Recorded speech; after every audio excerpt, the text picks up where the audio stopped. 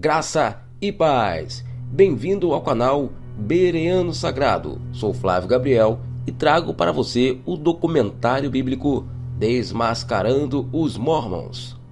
Você já ouviu falar da Igreja de Jesus Cristo dos Santos dos Últimos Dias?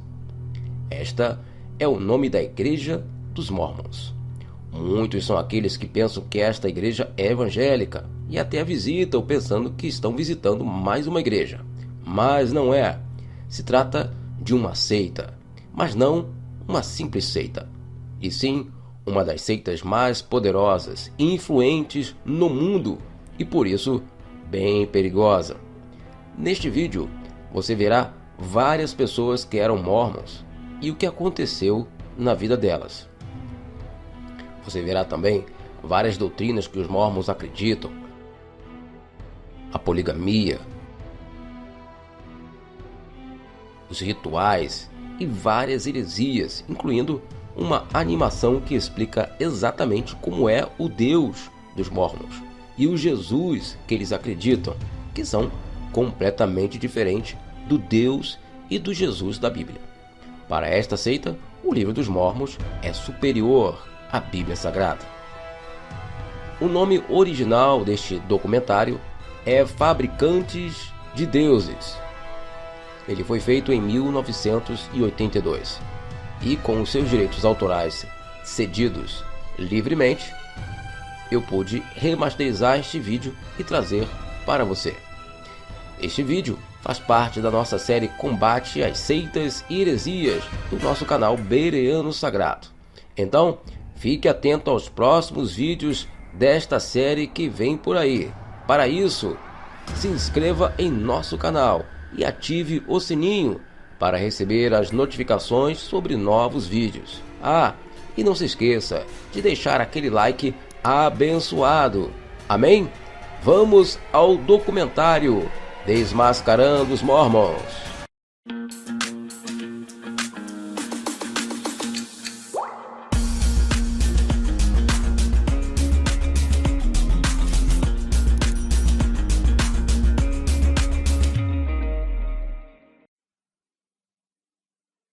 Parece bonito do lado de fora, mas tirando a máscara e falando com as vítimas, descobre-se o outro lado da história. As evidências documentadas que você verá podem parecer incríveis, mas são todas verdadeiras. Quando tiraram minha família, eu não tive mais razão para viver. Tentei o suicídio. Graças a Deus eu não consegui. A parte mais difícil para mim é que fizeram meus próprios filhos voltarem-se contra mim.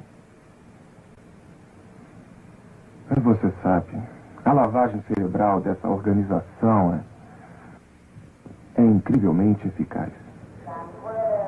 Em defesa de um número crescente de vítimas, Ed Decker e Dick Bear, vítimas também dessa poderosa organização, consultaram um escritório de advocacia sobre se entrariam com um processo contra ela. Sr. Bear, Sr. Decker, estamos tratando aqui com o quê? Trata-se de uma enorme organização, uma companhia de bilhões de dólares com propriedades pelo mundo inteiro, cuja influência espanta. Temos registros de muitos lares que têm sido destruídos por essa gente. É um dos grupos mais enganadores e perigosos do mundo inteiro. Eu tenho provas que o ligam com o ocultismo, com o satanismo... Sr. Decker, eu não duvido de sua sinceridade, mas eu acho difícil acreditar nisso. Na realidade, essa gente orgulha-se muito do seu senso de unidade familiar, como também em uma forma notável de retidão moral. É parte do incrível engodo. É o que precisamos desenterrar. Nós precisamos desmascará-lo mostrando a verdade.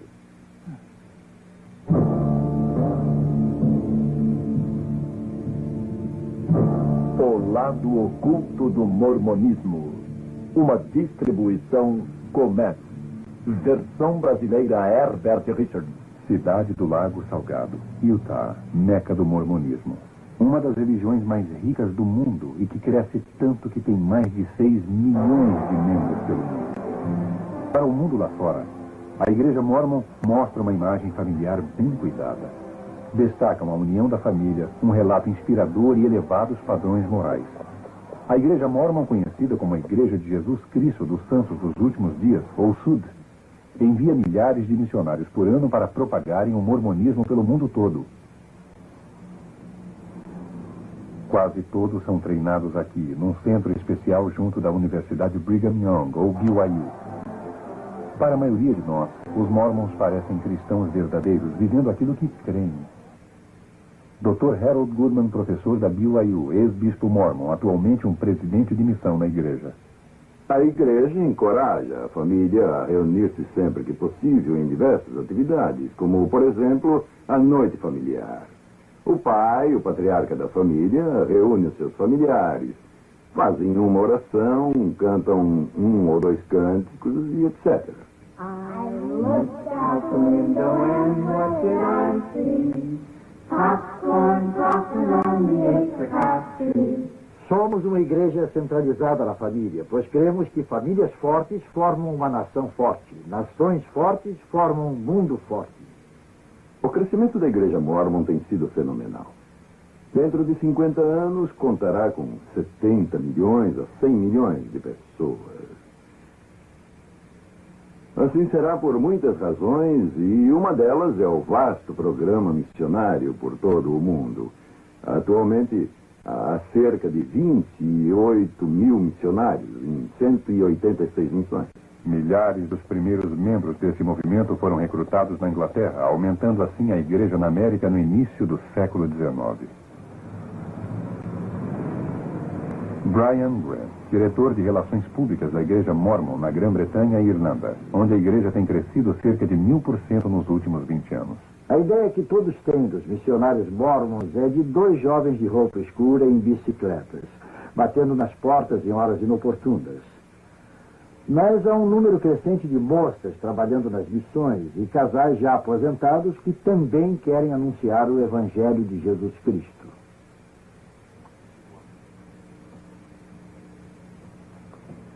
Muita gente tem se unido à igreja, creio que é por causa dos princípios do Evangelho, que os faz entender quem são, quem foram e o que poderão vir a ser. Jim e eu viemos de famílias cristãs bem sólidas. Conhecemos o mormonismo através de um dos sócios de Jim. Eu sempre tive a ideia de que um mormon era alguém que andava vestido de preto e tinha 16 mulheres. O que não é verdade, é claro. Essa gente parece cristã. Todos os cristãos que tenho conhecido possuem esses mesmos atributos. São gentis, bons, amorosos, voltados para a família. Tudo quanto eles fazem gira em torno da religião. O povo da igreja mormon é tão amigável. Eles me conquistaram através de seus bailes. Os meninos da escola me animavam dizendo: que bom você está vindo para a igreja mormon. Me fizeram entrar na igreja através de seu programa social, que é fabuloso, com aquela sua atmosfera familiar. Minha família foi destruída, então entrei direto. Os jovens certamente são a força da igreja no futuro. Por isso, temos classes para os jovens aos domingos. Há eventos atléticos para a nossa juventude. E encontros sociais, onde eles se divertem, dançam.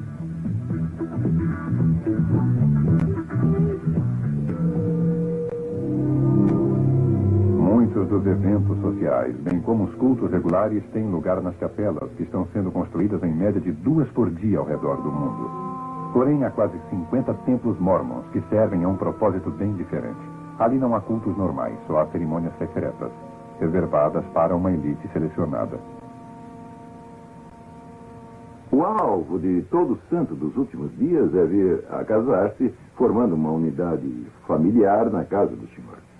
Ali ele receberá as bênçãos sagradas que finalmente lhe permitirão, se ele for digno, de habitar na presença do Pai Celestial. Nem todos os membros da igreja vão ao templo, e isso talvez chegue a surpreendê-lo. Para poder ser admitido ao templo, é necessário que se receba uma recomendação para o templo. É necessário uma entrevista que seja satisfatória com o bispo e com o presidente da estaca. Ali, ele ou ela é interrogado quanto a certas questões muito pessoais, sobre seu valor, moralidade e se é dizimista integral. Somente assim poderemos estar com nosso Pai Celestial. Sem isso, não poderemos chegar à sua presença.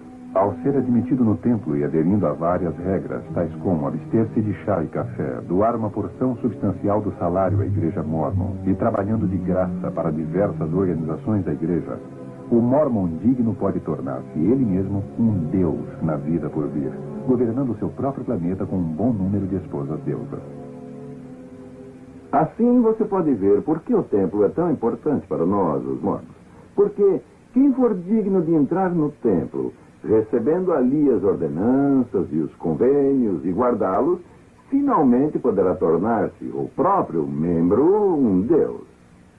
Antes desse templo recém-construído em Seattle ser fechado para todos, exceto para um grupo seleto de mormons, os visitantes puderam dar uma espiada por dentro do mesmo. Para muitos desses mormons que vieram de milhares de quilômetros de distância e ficaram na chuva por várias horas, essa pode ter sido a única vez em que puderam entrar num templo mormon. Quem é Deus Pai para você? Ele é como eu, você, como todos na face da Terra. Então ele é um homem? É. Como ele tornou-se Deus? Ele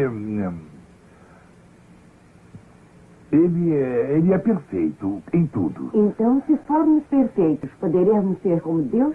Sim, senhora. Os deuses e as deusas mormons, conforme dizia Joseph Smith, outrora eram apenas humanos, como todos nós. Porém, esforçaram-se e tornaram-se deuses. Há supostamente bilhões desses seres altamente evoluídos no espaço, governando seus próprios planetas. Isso parece ficção científica ou mitologia grega. O senhor acredita que a maioria dos mormons crê mesmo nessas coisas? Sem dúvida. Claro. Floyd C. McKelvin, autor do best-seller A Ilusão Mormon. Eles creem que Deus progrediu eternamente e que antes ele foi um homem que se tornou Deus. Daí vem a doutrina deles de que todos podem evoluir e tornar-se deuses. Por exemplo, no livro Regras de Fé, há uma citação de Talmud que diz: como o homem é, Deus foi. Como Deus é, o homem poderá vir a ser. Portanto, toda a doutrina deles deriva-se da ideia de tornarem-se deuses. Eu acho que deuses e deusas não voam até os tribunais. Os jurados têm a responsabilidade de mostrarem-se céticos. Precisamos dar-lhes informações que contenham algum fundo de verdade. O que os senhores estão dizendo, eu acho que eles não engolirão isso, não. Eu engoli por 19 anos. Você precisa compreender a estranha crença dos mormons que gira em torno do casamento celestial. Eles creem que a divindade deles está ligada à exaltação eterna mediante o casamento e a unidade familiar. A igreja mormon ensina que se eu quiser ser uma deusa, eu preciso me casar com um homem mormon vinculado à igreja. Sem um marido que me leve ao templo, eu não posso ir para o céu e estar com meu Pai Celestial. Segundo a teologia mormon, maridos e mulheres que conseguem chegar à divindade serão obrigados a povoar seus próprios planetas, procriando todos os filhos espirituais que puderem. Desde quando eu era garotinha, me ensinavam que meu principal propósito na vida era tornar-me uma deusa no céu para que eu pudesse povoar uma terra. Como eu queria isso, estar eternamente grávida e olhar para uma terra e dizer: ela é minha, povoei toda essa terra, eu tive todos aqueles bebês, todos. Olha, na verdade, eu acho um pouco difícil crer que os advogados e juízes mormons que eu conheço realmente esperem tornar-se deuses, povoando novos mundos e praticando sexo celestial com suas esposas deusas. Por que não pergunta a eles? Bom, eu me sentiria embaraçado, para falar honestamente. E se é verdade, como o senhor sugeriu, que essa gente planeja realmente reproduzir-se por todo o universo, bom, eu prefiro não saber nada sobre isso. Temos negócio com aqueles cavaleiros. Por isso é que é um segredo. Por isso, os próprios mormons nada dizem a respeito. Eles também ficam embaraçados. Olha, o mormonismo baseia-se na crença de que seres extraterrestres de uma estrela distante chamada Kolob visitaram este mundo. E durante esta visita estiveram com um garoto de 14 anos de nome Joseph Smith. Fizemos um curta-metragem mostrando a diferença entre o mormonismo e o cristianismo, pois o mormonismo é muito diferente do cristianismo ortodoxo. Gostaria de mostrar-lhe, se vocês me permitem.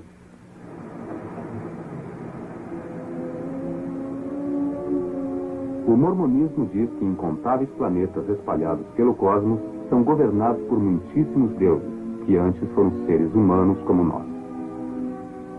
Há muito tempo, num desses planetas, um deus não identificado e uma de suas esposas deusas tiveram um filho espiritual chamado Elohim.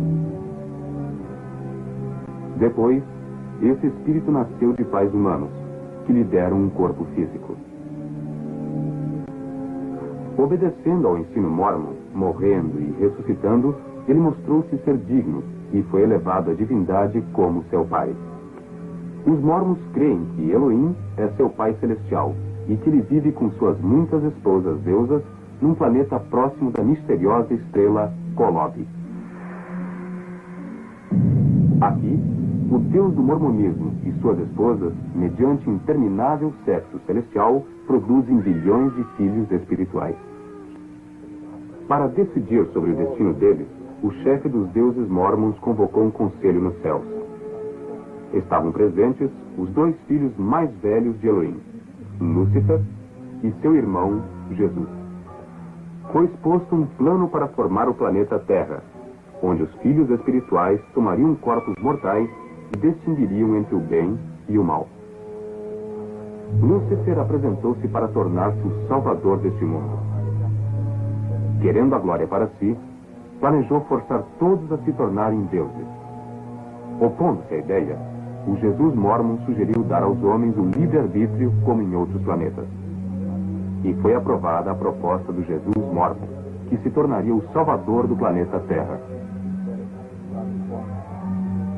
Furioso, Lúcifer convenceu um terço dos espíritos destinados à Terra para lutarem como seus aliados.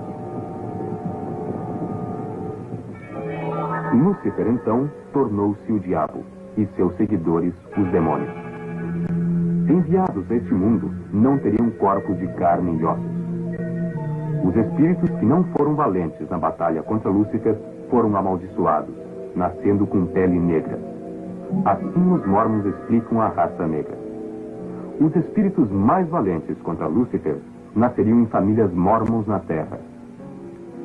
Seriam pessoas de pele branca, ou claros e agradáveis, segundo descreve o Livro de Mormon. Os primeiros profetas mormons diziam que Elohim e uma de suas esposas deusas vieram à Terra como Adão e Eva iniciar a raça humana.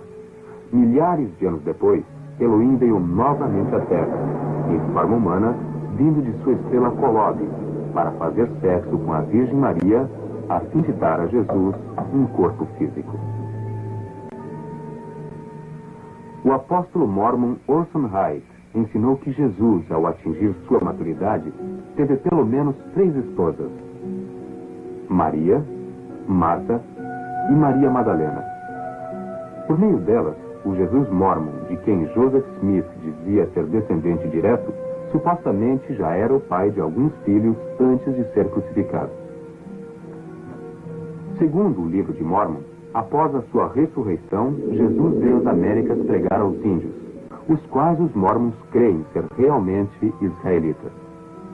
Então, o Jesus mormon estabeleceu a sua igreja nas Américas, tal como já fizera na Palestina.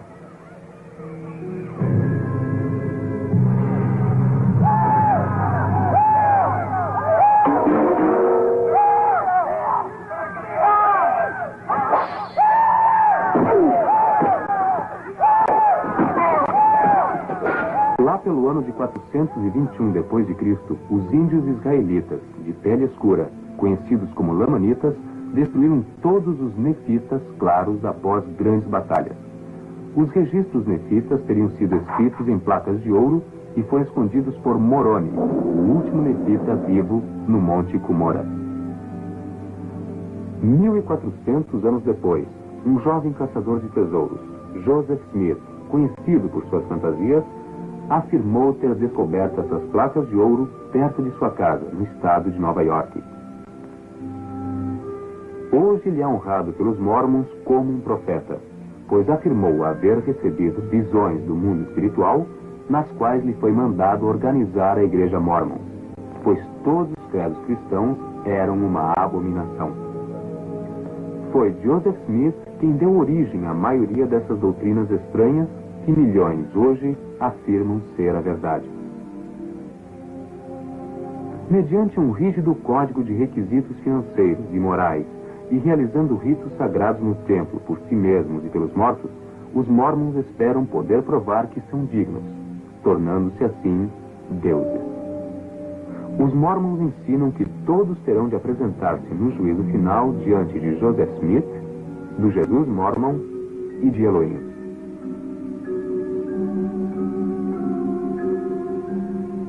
Os Mormons, que foram selados na cerimônia de casamento eterno, esperam tornar-se deuses polígamos no reino celestial, governando outros planetas, criando novas famílias eternamente.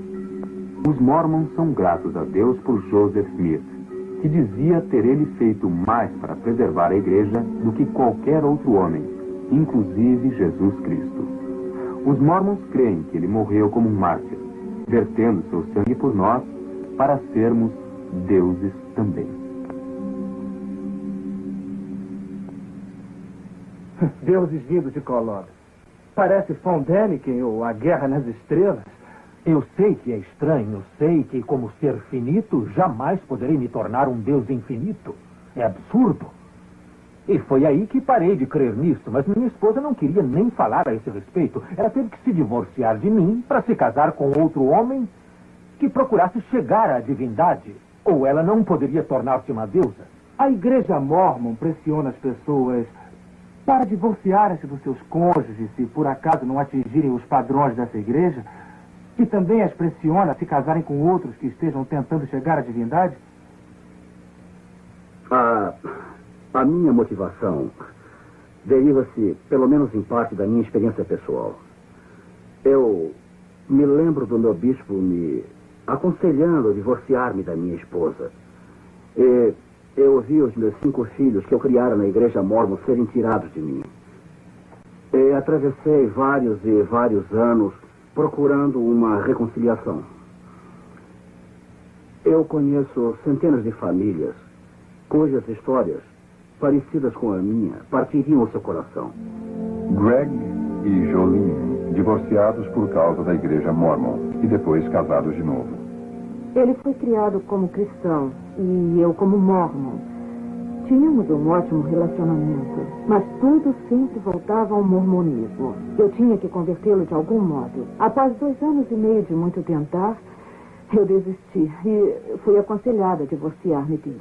Os líderes da igreja entenderam que meu marido nunca aceitaria os padrões da igreja ou a palavra de sabedoria e nem queria estar ativo no sacerdócio. Assim, julgaram que o divórcio seria bom e aceitável para mim e encorajaram o divórcio. Na segunda visita ao conselheiro, ele repassou o que lhe havíamos dito e ele comentou: algumas pessoas jamais deveriam casar. Eu jamais pensei que um bispo iria aconselhar o divórcio. Ao invés disso, ele deve procurar meios para reconciliar os casais. Mas no meu caso, minha esposa foi aconselhada pelo bispo que seria melhor ela divorciar-se de mim. Haverá situações que, por motivo de incompatibilidade de um tipo ou de outro, o divórcio pode tornar-se inevitável. Mas, visto acreditarmos firmemente na unidade familiar e também na santidade da família, isso só se dá em casos extremos. E ninguém apela para isso por motivo de mera conveniência. Eu fui ao meu bispo e ele me aconselhou que era melhor eu viver sem ele e ser uma serva no céu mórmon do que ficar casada com ele. E essa é a igreja que ensina a unidade familiar. Mas destruíram meu casamento. Senhor, isso não está ajudando o caso. Essa gente tem a liberdade religiosa de crer no que bem quiser. Mas por que teriam a liberdade de separar famílias e de destruir vidas? A pressão sobre a mulher mórmon é incrível. Elas devem ser perfeitas. Elas juram total obediência aos seus maridos no templo mórmon. Há todo um serviço de psiquiatria cuidando da depressão das mulheres mórmons. Eu tenho uma amiga que é enfermeira psiquiátrica e ela me perguntou: Por que há tantas mulheres mormons em minha ala? O quê? O que é isto? Creio que isso se deve ao fato de ser impossível a uma mulher mormon viver segundo os padrões impostos. Elas devem ser perfeitas para poderem ser exaltadas com os seus maridos. Creem que nem sairão da sepultura se seus maridos não a chamarem na manhã da primeira ressurreição. E se ela quiser chegar à exaltação, para a mulher mormon o céu consiste em ficar grávida por toda a eternidade. Um bebê espiritual após o outro. Como mulher mormon, a minha vida chegou a um ponto em que as coisas não andavam nada boas. Todo o meu tempo era gasto fazendo aquilo que os líderes mormons diziam-me para fazer. Cheguei a um ponto em que a vida não tinha mais nenhum sentido. Sandra Tanner, ex-mormon, autora, pesquisadora, considerada uma das maiores autoridades sobre o mormonismo. Utah tem um índice de divórcio acima da média nacional. A média de suicídio é muito maior que a média nacional. Normalmente, o suicídio de adolescentes é mais alto em Utah que no resto do país. Isso deve-se em parte ao fato que os mormons enfatizam a perfeição. E muitos desses jovens sentem-se derrotados em busca da divindade. Não atingem os padrões que a igreja exige deles. Isso destrói a autoestima deles de tal maneira que não podem continuar e se matam. Eu sempre senti que não estava fazendo o suficiente perante Deus. Era impossível ter um irmão melhor do que Kip. Gene e Perry Eliason, pai e irmão do jovem Kip, que se suicidou no início de 1982 com 16 anos. Kip era um filho quase perfeito. Ele era um aluno de destaque. Fazia parte do time de corredores e foi premiado como o membro mais inspirador do grupo. Kip era meu melhor amigo e companheiro desde que sua mãe morreu quando ele tinha 5 anos.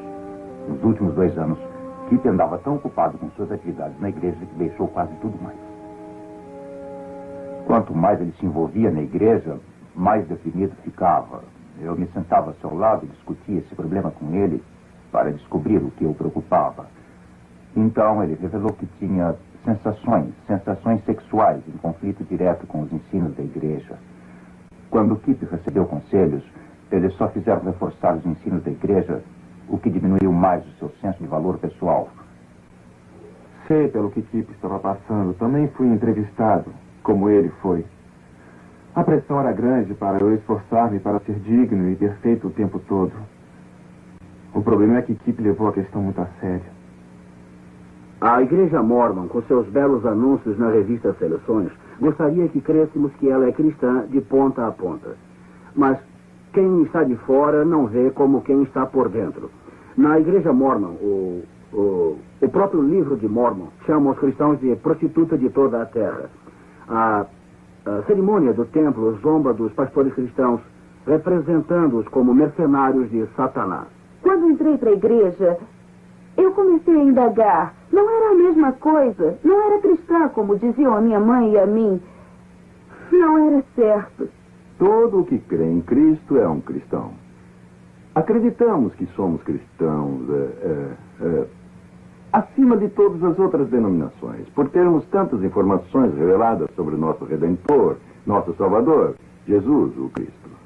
Os mormons são instruídos a usar a terminologia cristã quando falam com convertidos em potencial. Palavras como Deus, Jesus e salvação têm sentidos diferentes para os mormons e que os de fora desconhecem.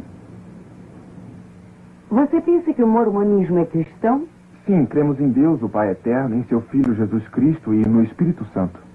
Há muitos que possuem só uma parte do Evangelho de Jesus Cristo. A Igreja de Jesus Cristo, dos Santos dos Últimos Dias, tem todo o Evangelho em sua plenitude total. A primeira visão de Joseph Smith é a pedra angular da Igreja Mormon, mas há 9 versões da mesma, cada qual contradizendo a outra. Os líderes mormons ocultam de propósito a verdadeira história da religião deles, porque sabem que as pessoas nunca creriam que ela veio de Deus se vissem como os retalhos foram sendo costurados. Nas suas narrativas não publicadas, vemos que Joseph Smith primeiro disse que somente Jesus lhe aparecera. E a segunda vez ao escrever sua história, anos mais tarde, disse que muitos anjos lhe haviam aparecido. E alguns anos depois afirmou que 2 seres é que lhe apareceram. Ele mudou a data, mudou sua idade, mudou seus motivos, por qual razão for orar no bosque, mudou quem estava ali, mudou igualmente a mensagem que lhe deram. Se ele estivesse narrando de fato uma experiência autêntica, saberia dizer se quem ele viu foi Deus, ou se foi Jesus, ou se foram ambos, qual era a mensagem quando tudo sucedeu. Mas ele ficou modificando a sua história. Se você fosse testemunha de um acidente e alguém lhe pedisse para contá-lo e você desse 3 versões tão divergentes quanto essas, as pessoas diriam que você não foi testemunha coisa nenhuma. A Igreja Mórmon vive mudando as suas escrituras e as mudanças são incríveis. Há milhares delas. Há pouco tempo canonizaram a secção 137 do livro Doutrina e Convênios. Quando ali, eu percebi que havia omitido mais de 200 palavras da revelação original de Joseph Smith. Mas por que a igreja omitiu essas 200 palavras? Porque contém 3 revelações totalmente falsas, profecias de Joseph Smith. Joseph Smith disse que a Lua era habitada por pessoas vestidas como os Quakers, que chegavam até aos 1000 anos de idade. E Brigham Young acrescentou quando disse que não só a Lua era habitada, mas que o Sol também era. Creio que algumas das literaturas decididamente mais anti-mormons, se assim quisermos chamá-las, são as próprias publicações da Igreja Mormon. Se eu cresce que Joseph Smith e Brigham Young foram profetas do Deus vivo, eu teria de ser polígamo. A doutrina deles ensina que não há vida eterna sem um relacionamento polígamo. Thelma Gear, escritora, conferencista, ex-mormon declarada, bisneta do assassino mormon condenado John D. Lee. Sentada perto da lareira, lembro-me bem de meu bisavô, John D. Lee, que foi o pioneiro mormon, guarda-costas de Joseph Smith e Brigham Young, quando visitavam secretamente suas numerosas esposas. Recordo-me, meu bisavô tinha 19 esposas e 64 filhos. Emma Smith, esposa de Joseph, foi admoestada na Doutrina e Convênios a ser obediente ao mandamento, aceitando as outras esposas de Joseph Smith, pois, do contrário, seria destruída. Este diário narra como Joseph enganava sua esposa para praticar a poligamia. Como ele teve que prometer a Emma que deixaria todas as outras esposas por amor a ela, mas disse ao seu amigo: eu tive que dizer isso a ela, eu não falei para valer. Hoje em Utah, há aproximadamente 30.000 casamentos polígamos.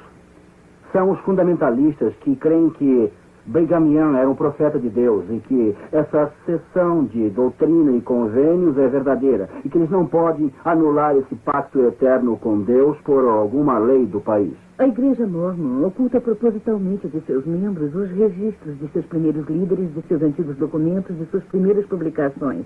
Ron Prentice, gerente da Seventh East Press, jornal publicado por jovens mormons que querem reformar a igreja desmascarando sua simulação. Os itens mais controvertidos do jornal dizem respeito à história da igreja, à teologia e à desonestidade dos administradores no trato com os estudantes. Há muita coisa nesses livros da igreja. Se o público inspecionasse, ficaria manchada a bela imagem ostentada pela igreja. Os missionários chegam à sua porta e dizem: temos uma bela história sobre as famílias e dizem ter um lugar maravilhoso para criar seus filhos. Os missionários fazem parte da simulação, mas não sabem disso. Garantiram a eles que tudo está certo, que é tudo 100% verdadeiro. Pensam que os registros são públicos, não sabem que não poderiam ir a Utah para verem pessoalmente os documentos. Na fé cristã, os eruditos examinam os manuscritos antigos, refinando-os, reexaminando os mais antigos para aprimorarem e confirmarem a autenticidade das escrituras sagradas. No mormonismo, porém, dá-se o contrário. Os líderes têm que redigir, reescrever, simular, mudar, apagar, adicionar, do começo ao fim dos seus livros, a sua história e suas escrituras. E eles suprimem dos seus diários porque mostram a confusão e a natureza humana da sua teologia e da sua religião. O livro de Mormon afirma ser um registro histórico real, traduzido de placas reais que Joseph Smith desenterrou de uma colina em Nova York. Se esse fosse um relato genuíno, poderíamos estudá-lo como se estuda qualquer outro livro histórico. Dr. Charles Crane, escritor, professor universitário e especialista em arqueologia mormon. Lendo o livro Mormon, descobrimos uma história inteiramente diferente. Ao invés de ser um registro de fatos reais, tenho examinado mapas e rebuscado informações arqueológicas. Porém, confesso que jamais encontrei a terra de Zarahemla. Onde é que fica o Vale de Nimrod? E onde é que são as planícies de Neferá? Eu confesso que jamais encontrei o registro de qualquer cidade mencionada no livro de Mormon. Abrimos o livro de Mormon e nada achamos. Não há idioma nefita, não existem cidades nefitas. Não há nenhum mapa e nenhum livro de Mormon. Não se pode localizar qualquer local. Não há evidência de sua veracidade. No entanto, o aceitam como um registro histórico. Dr. Richard Fales, PhD, escritor, conferencista e arqueólogo. Nunca escavamos qualquer artefato que, mesmo remotamente, se relacionasse à alegada civilização que os Mormons dizem ter existido nos Estados Unidos, na América Central e na América do Sul. Nenhuma prova arqueológica tem sido achada para autenticar o vasto império americano descrito no livro de Mormon. Porém, a arqueologia tem provado a existência de todas as grandes civilizações, incluindo as dos tempos bíblicos. Por exemplo, estas moedas mencionadas na Bíblia, o ciclo, a dracma, o ceitil, que têm sido achadas em abundância. O que descobrimos no livro de Mormon? Em Alma, capítulo 11, versículos 5 e 19, há uma lista de moedas usadas por aqueles povos. Há o senine de ouro, o seon de ouro, o shum de ouro.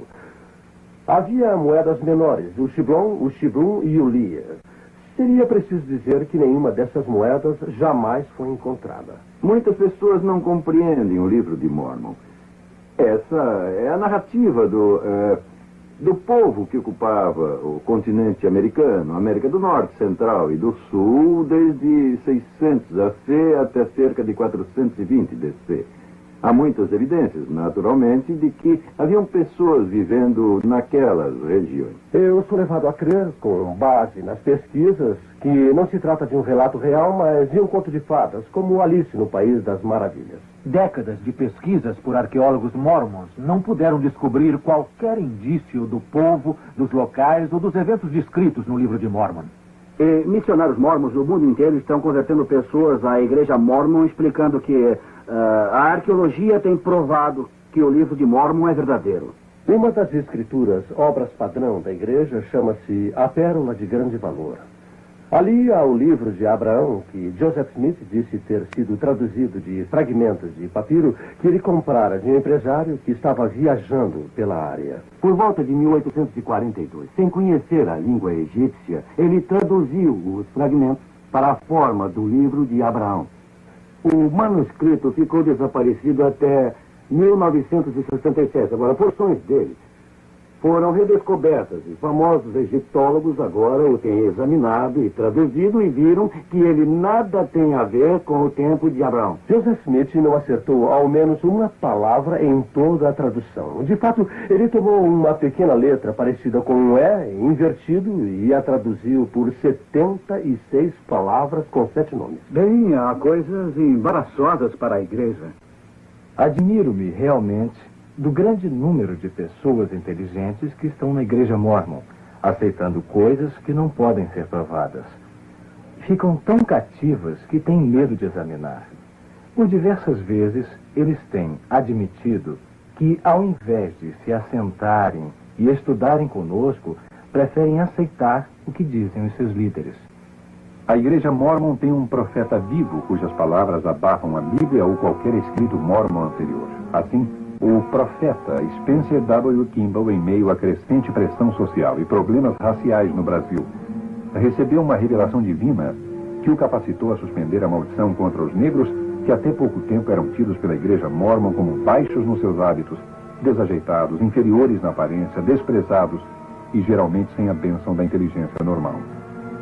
O profeta Brigham Young havia dito antes que qualquer mórmon que se casasse com um negro seria morto na hora e que essa lei sagrada era inviolável. Numa publicação mórmon, eu li um artigo do atual profeta da igreja, onde ele descrevia o seu poder como presidente da igreja. Dizia-se ser, basicamente, o elo entre Deus e os homens.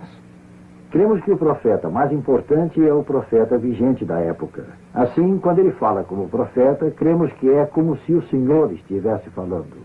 A teologia da Igreja Mórmon não está baseada na avaliação das provas bíblicas, mas se baseia principalmente no ardor no peito. Eles afirmam que isso é o que você deve procurar. Quando os missionários Mormons chegam à casa de alguém falando sobre o livro de Mormon ou sobre o profeta Joseph Smith, pedem que a pessoa ore para receber o ardor divino no peito que eles têm.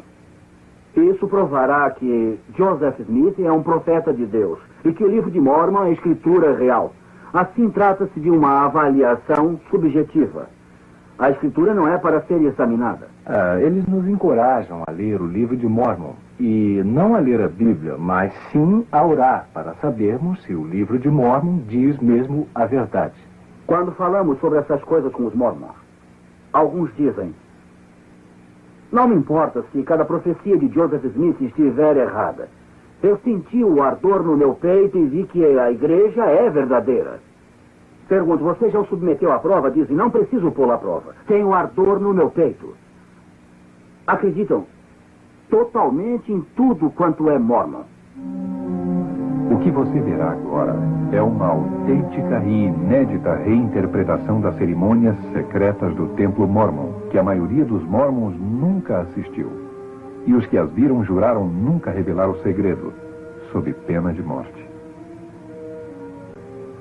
Na execução da penalidade, levantamos a mão direita espalmada com o dedo polegar em ângulo reto sobre a orelha esquerda, fazendo passar rapidamente pela garganta até a orelha direita e deixando-se cair na mão naturalmente. Todos nós que já passamos pelo templo, juramos solenemente consentir que nossas gargantas fossem cortadas e que nossos corações e órgãos vitais fossem arrancados. A execução da penalidade é representada passando-se o polegar rapidamente pelo corpo e deixando-se cair a mão naturalmente. No casamento celestial, no templo, os cônjuges são selados um ao outro para o tempo e a eternidade em rituais tipo maçônico. Sem o ritual, ninguém chegará à presença de Joseph Smith para tornar-se um deus.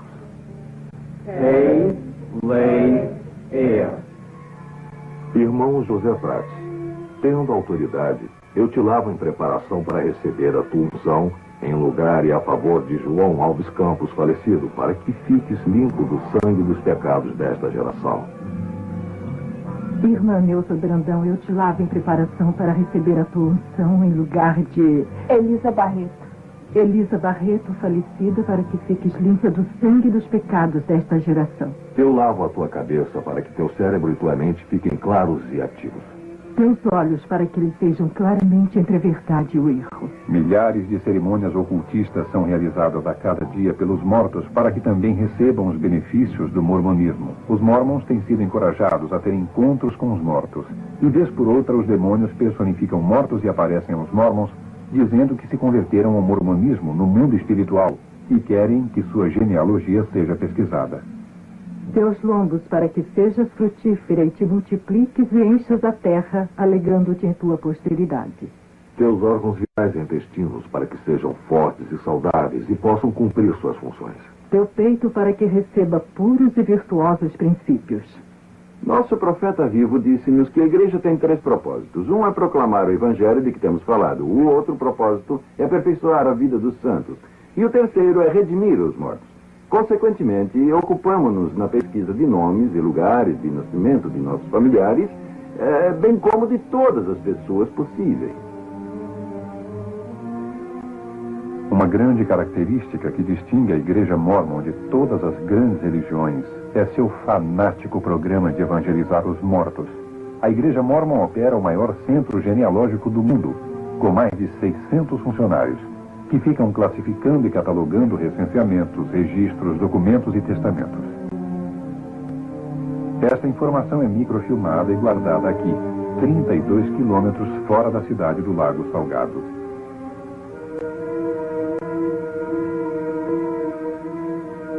Eu faço a pesquisa, levo seus nomes ao templo e os batizo, e então selo-os na casa do senhor como unidades familiares. Quando um mormon qualquer entra no templo para receber seus endowments, recebe um par dessa sagrada roupa de baixo. E então é instruído a usá-lo o tempo todo. Supostamente essa roupa é mágica, é uma peça super poderosa e que resguarda a pessoa do mal se ela está vivendo o evangelho mormon. Mas, para falar francamente, talvez seja a peça menos atrativa e, afirmo, a mais desumanizadora do mundo. Não há estatísticas que mostrem que esses garments do templo resguardaram alguém de qualquer coisa. Embora os mormons digam que esses garments, por causa do seu poder mágico, têm salvo pessoas da morte no fogo e de todo tipo de mal e acidentes. Ou elas vão ao hospital para terem neném, mas recusam-se a tirar a roupa, ao ponto do médico ter de cortá-la para o neném nascer. Depois de ajudar minha avó a banhar-se e sair da banheira, enxugávamos sua perna esquerda, punhamos o garment limpo na perna esquerda e só então ela tirava o garment sujo da perna direita. O garment tem que ser usado em contato com a pele, com suas outras roupas íntimas por cima dele. Ele protege o corpo. É como um amuleto, é uma superstição. Joseph Smith estava muito envolvido com o ocultismo. Ele tinha uma pedra de vidente que usava como bola de cristal para adivinhar o local de tesouros escondidos e traduzir as placas de ouro. Em 1826, Joseph Smith foi preso e condenado, pois fingia encontrar tesouros escondidos com a pedra. As marcas especiais nesse garment tornam-na um amuleto especial chamado talismã. Na Bíblia satânica de Anton LaVey, sob a divisão chamada Nomes Infernais, eu quero mostrar-lhe algo. Aqui está o Deus Mormo, rei dos necrófilos, Deus dos mortos-vivos. Os que o seguem são chamados Mormons. Nós não podemos chegar assim a tal conclusão. Poderia ser mera coincidência. Os mormons são obcecados por genealogias, cerimônias e ritos templários pelos mortos que creem poderem visitar os vivos e que podem converter ao mormonismo até no túmulo. Em chinês, Mormon significa portas do inferno. Por isso os missionários têm problemas em Hong Kong, por exemplo. Evitam o termo Mormon ao tentarem converter os chineses. John L. Smith, escritor e pesquisador do poderio da Igreja Mormon.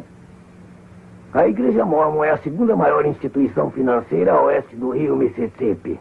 A Igreja Mormon exerce poder econômico com maior eficiência que qualquer outra religião organizada no mundo. Tem a companhia de seguros Beneficial Life com 470 milhões de dólares. O Deseret Management and Trust Corporation, hospitais, escolas, apartamentos e fazendas. É grande acionista do Los Angeles Times. Possui emissoras de televisão e rádio e a cadeia de lojas e departamentos ZCMI. Tem vastas terras em todos os 50 estados americanos, no Canadá, na Europa e em cada continente. 2/3 de suas propriedades são isentos de impostos. Bilhões de dólares são extraídos dos membros da igreja a cada ano com seu programa de dízimos obrigatórios. É difícil dizer o que a Igreja Mormon realmente possui. Alguém disse que o próprio profeta Mormon poderia não saber, porque podem ter comprado algo ontem ou vendido algo hoje.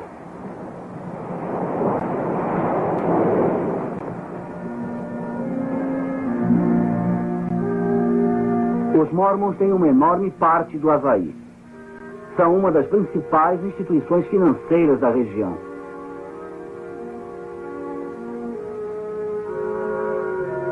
Quem vai ao Centro Cultural Polinésio é convidado a visitar o Templo Mormon.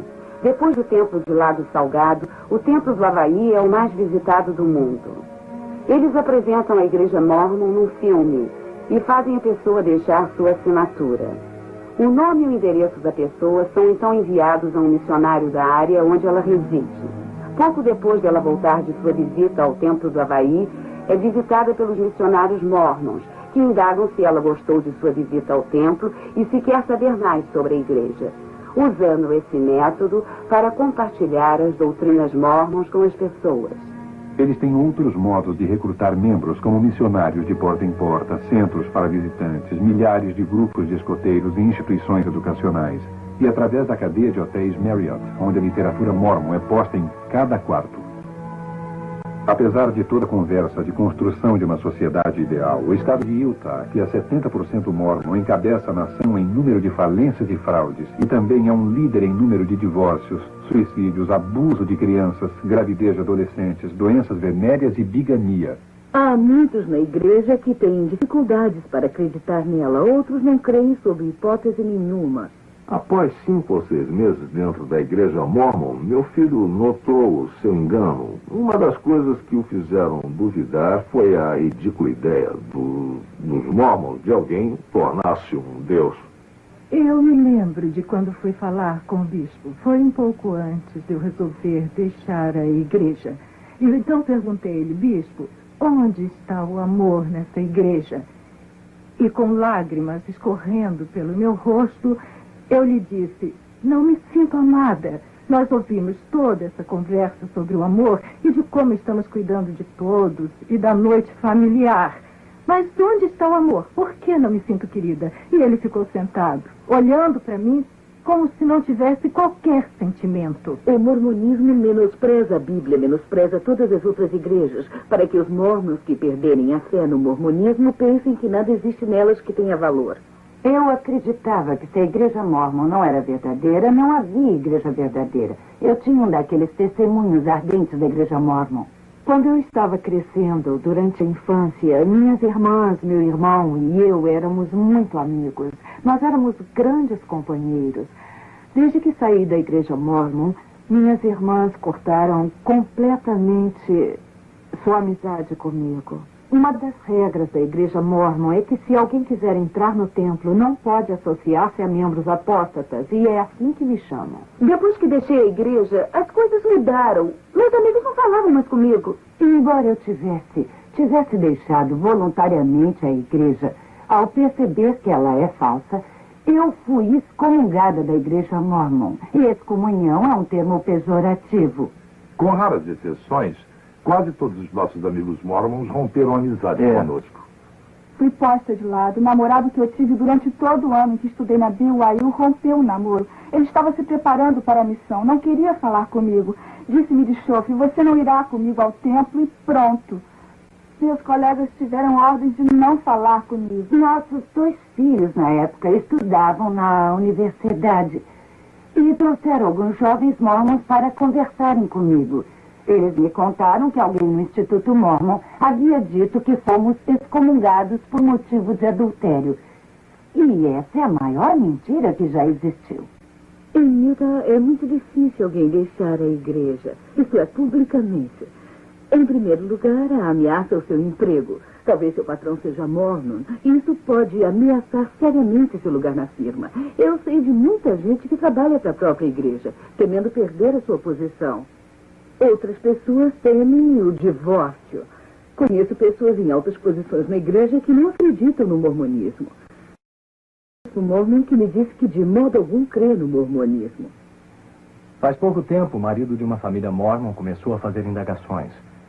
Chamou ao telefone uma noite e disse, eu sei que o que você está dizendo é verdade, não há dúvidas em minha mente.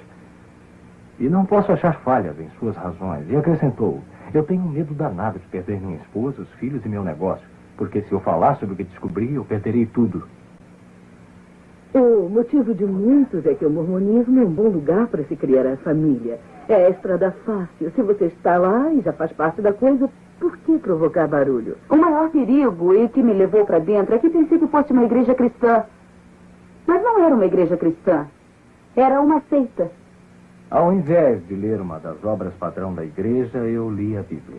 Eu comecei a ler e resolvi que a leria de capa a capa. No 3º capítulo de Gênesis, eu consegui entender como Eva foi convencida por Satanás para comer do fruto, para tornar-se como Deus. E no capítulo 14 de Isaías, Lúcifer foi expulso do céu porque queria ser igual ou maior que Deus. Comecei a estudar a Bíblia, tomei conhecimento do Jesus verdadeiro, do Deus verdadeiro, e comecei a entender que o Deus do mormonismo Não é o Deus da Bíblia. Obedecíamos a palavra de sabedoria, íamos às reuniões, pagávamos o dízimo, fazíamos a noite familiar, fazíamos tudo o que se esperava que fizéssemos. E quando tornei-me cristã, notei que eu não era a pessoa boa que tinha pensado ser, pois Deus revelara o nosso orgulho interior, nossos problemas interiores, as coisas que não vimos antes por estarmos ocupados com coisas externas. Estávamos tão satisfeitos com essas coisas que pensávamos que todo o resto ia bem. Sentia-me solitária como criança na igreja, solitária como pessoa casada na igreja, solitária como solteira na igreja. Mas quando conhecia Jesus, sabia que havia alguém que ficaria comigo o tempo todo. Lembrei-me que devia pedir que Jesus viesse ao meu coração. Ouvi minhas amigas crentes dizerem isso. Dobrei os joelhos um dia quando estava sozinho e pedi para Jesus entrar no meu coração. Eu não sabia o que estava fazendo, mas quando me levantei, havia nascido de novo. Eu descobri que Jesus é o caminho, a verdade e a vida, e não uma organização. A vida toda eu procurei algo na igreja mórmon, mas eu não podia definir o que estava buscando. Quando a mãe aceitou a Cristo, ela compartilhou dele comigo. Eu vi alegria na vida dela como nunca vira antes em todas as suas atividades na igreja mórmon.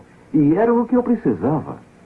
Eu estou muito grato a Deus que toda a nossa família, minha esposa, eu mesmo, 7 filhos queridos, saímos da igreja mórmon e conhecemos Jesus Cristo de maneira pessoal. Senhor Decker, Sr. Bero, acho que não poderemos aceitar seu caso. Mas há fraudes,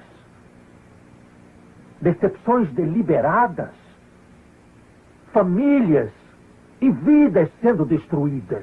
Os senhores não têm dinheiro para lutar contra os mormons. Eles têm bilhões. Isso se arrastaria por anos.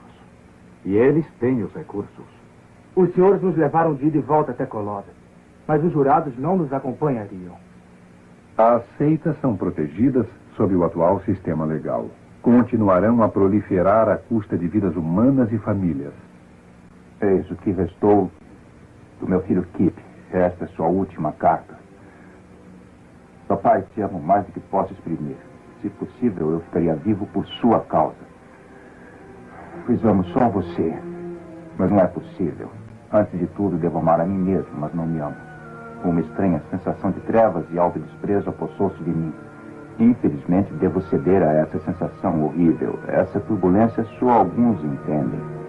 Eu sei que você não entende a sensação de autodesprezo que sinto. Essa é a única forma em que posso aliviar-me dessa sensação. Vá em frente e seja feliz. Te amo mais do que as palavras podem exprimir. Seu filho Kip.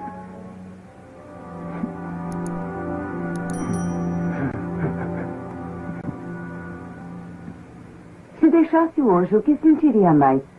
Deixasse o quê? A igreja. A igreja? Deixasse a igreja? Eu prefiro morrer. Olá, boa tarde, senhora. Gostaríamos de falar sobre a Igreja de Jesus Cristo dos Santos dos Últimos Dias.